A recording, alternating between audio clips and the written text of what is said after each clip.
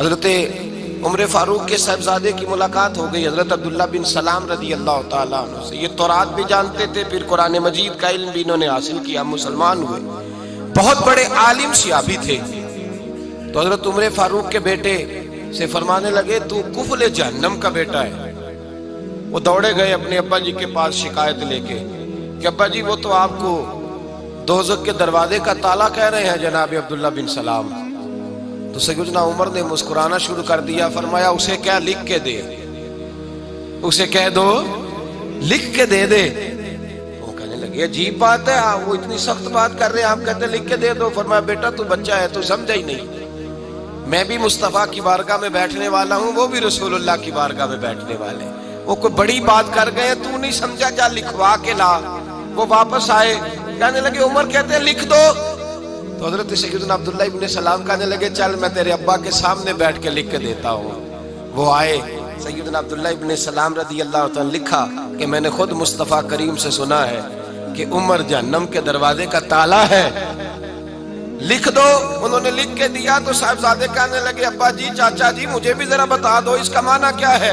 تو حضرت عبداللہ ابن سلام کہنے لگے بیٹے اس کا مطلب یہ ہے کہ جب تک عمر دنیا میں رہے گا جہنم کو تالا لگا رہے گا، یہ لوگوں کو گناہ نہیں کرنے دے گا، یہ آڑ بن جائے گا، یہ جانے نہیں دے گا لوگوں کو دوزخ میں، دروازہ بند رہے گا جب تک۔ اتنا بڑا شخص جو گناہ کرنے ہی نہ دے، جس کے بارے میں نبی پاک فرمائے کہ میرا عمر جس گلی سے گزرے شیطان رستہ ہی بدل جاتا ہے، وہی عمر فاروق رضی اللہ تعالیٰ، وہی عمر فاروق رضی اللہ تعالیٰ۔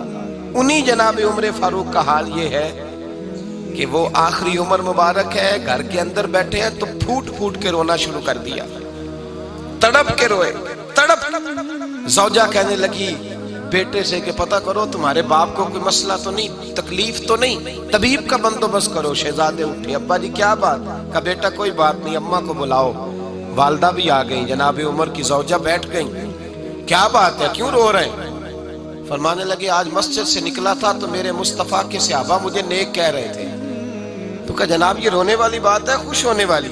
آپ فرمانے لگے نہیں، ایک خیال نے مجھے ستا دیا ہے کہ باہر تو میں ٹھیک رہا ہوں، پتہ نہیں تمہارے حق میں بھی اچھا رہا ہوں کہ نہیں۔ زوجہ سے کہنے لگے پتہ نہیں تیرے بھی حقوق ادا ہوئے کہ نہیں، تیری وجہ سے نہ الجھ جاؤں، بیٹے کی وجہ سے نہ الجھ جاؤں۔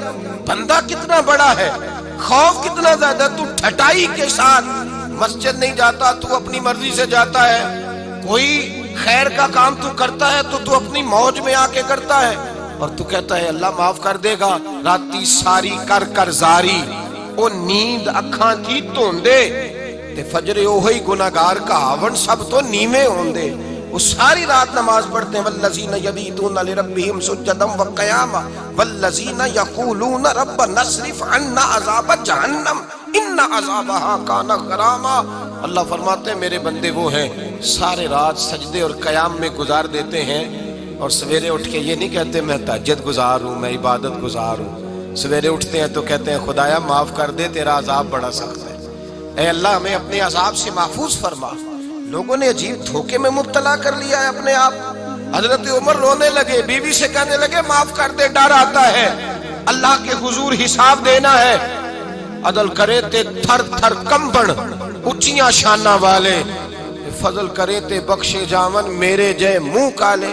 کہا تو اس طرح کر، زوجہ سے کہنے لگے چل تو مجھے معاف کر دے، میرے اوپر بوجھ بڑا تھا، رات کو چہرے پہ نقاب ڈال کے مصطفیٰ کی امت کی خبر گیری کرنا اور پھر سارا دن ان کی خدمت کرنا، میں تجھے اس طرح وقت نہ دے پایا جو میرا حق بنتا تھا۔ زوجہ رو پڑی، کہنے لگی زندگی میں نے بھی اس طرح کا کوئی انداز نہیں دیکھا جو بیویاں شوہر کے ساتھ دیکھتی ہیں، میں نے کوئی اس طرح کا آپ سے مطالبہ نہیں کیا، میرے دل میں یہ بات تھی، آپ خود بول پڑے۔ کہا چل پھر معاف کر دے۔ کہنے لگی میں تو نہیں معاف کرتی، میں تو نہیں۔ آپ کے صاحبزادے کہتے ہیں فاروق اعظم کو میں نے کامتے دیکھا، تڑپتے دیکھا، رونے لگے، کیوں نہیں تو معاف کرتی؟ تو زوجہ کہنے لگی پہلے وعدہ کریں اللہ کی بارگاہ میں میری سفارش کریں گے، آپ کہیں گے کہ اللہ میری بیوی تھی، کپڑے دھو کے دیتی تھی، کھانا پکا کے دیتی تھی، میری عزت کی محافظ تھی، میرے بچوں کو پالتی، یہ کہیں گے؟ حضرت عمر فرمانے لگے مجھے قسم ہے اللہ کی عزت کی رب جب عمر کے لیے جنت کا فیصلہ کرے گا تو میں بغیر تیرے جنت میں داخل ہی نہیں ہوگا۔ جتنا بڑا آدمی ہے اتنا زیادہ ڈر رہا ہے، یہاں ڈٹائی کو اللہ نے معاف کر دینا